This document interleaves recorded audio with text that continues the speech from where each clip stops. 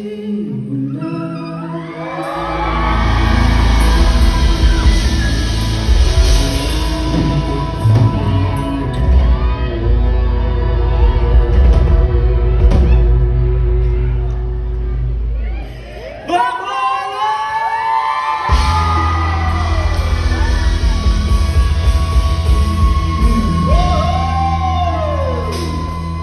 Ang dami na nangyari.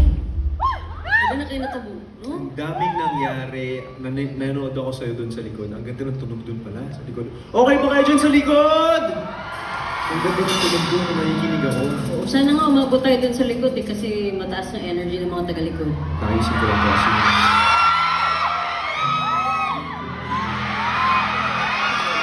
Hindi mo makapaghintay din ng mamaya. Okay tayo meron. Hindi.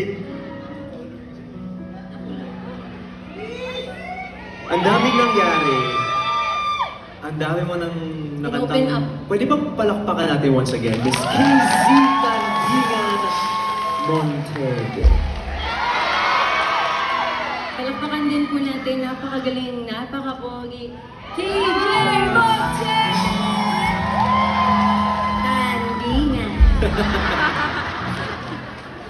Di sabi ko, ang galing-galing mo.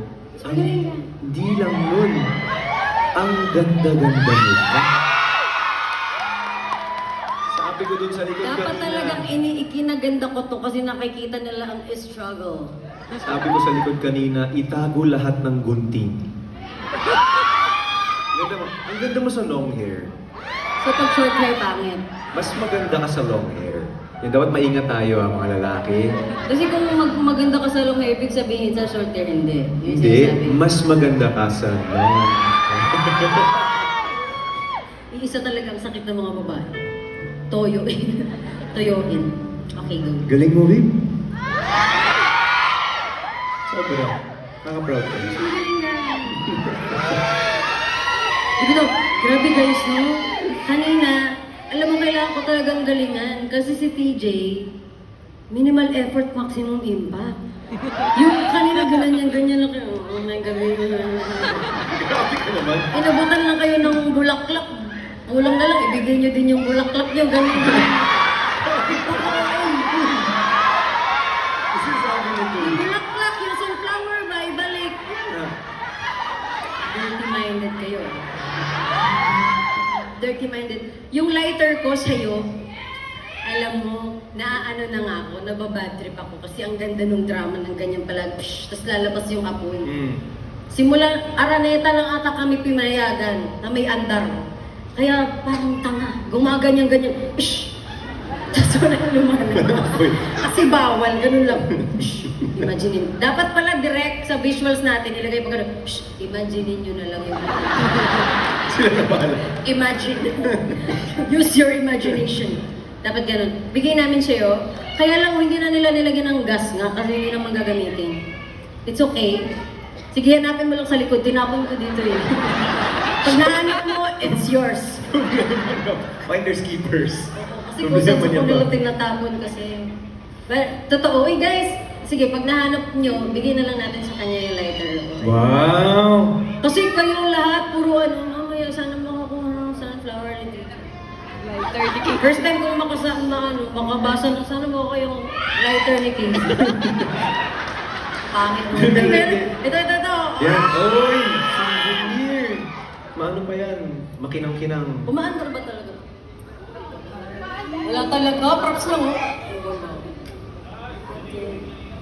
Ting, hindi ka naman naninigarilyo, baka naman ini-enable pa kita. Totoo. Ting, sige po. 2.5 to tayo. Presyo pala. Eh, tsaka ano yun, talagang every single show, lahat po ng lighter na ginagamit ko, ganito po ang attention to detail ng mga angels ng Cornerstone.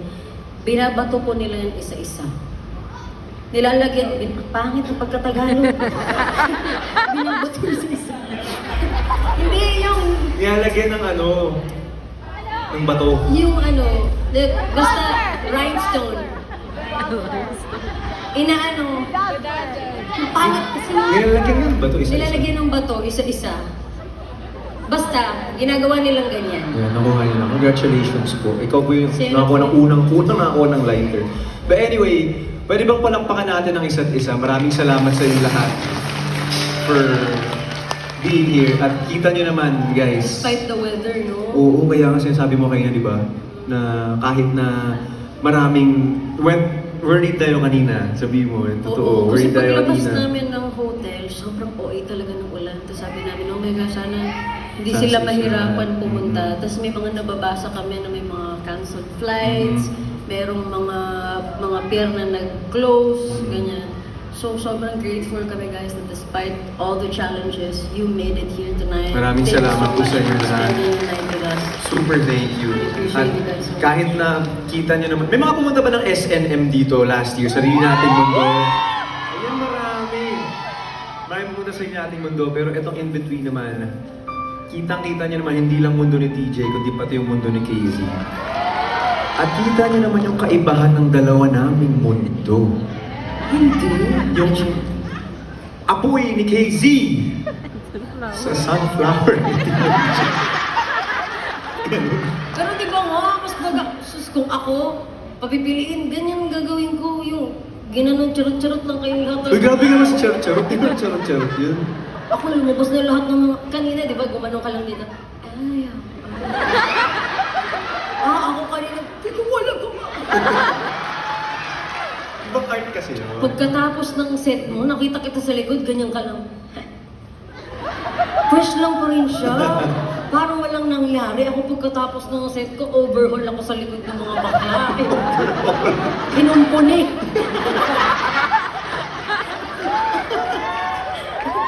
Kinumpuni ulit ako. Ang mga bakla, nang mabuo ulit. Pero ang ganda mo pa rin. Ano? Diba? Ibig ko lang sabihin doon is, yun yung parang kwento nitong show na to ng In-Between, na kahit na dalawang magkaibang mundo kayong dalawa, sobrang different worlds, kahit gaano kayo ka magkaiba as people, pag mahal niyo ang isa't isa, makakahanap kayo ng middle ground. Ganun tayong dalawa.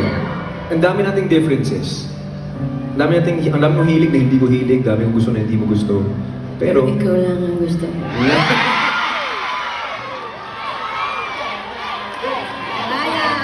Hindi mo kaya! pero tignan mo naman, Proud ba? 11 years na tayo magkasama.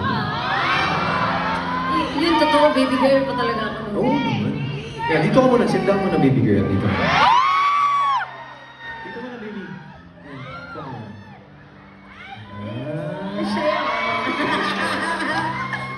Diba po niya siya pag ganun, kaya inaasar ko siya. Kasi sobrang astig ni Casey, di ba? Pag sa stage, sobrang astig-astig. Pero pag kami na lang dalawa magkasama yan gamit, clean yan, di ba?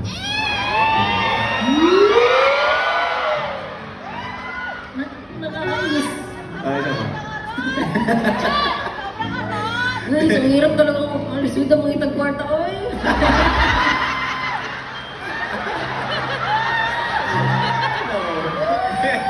Kaya itong next song, nagagawin natin.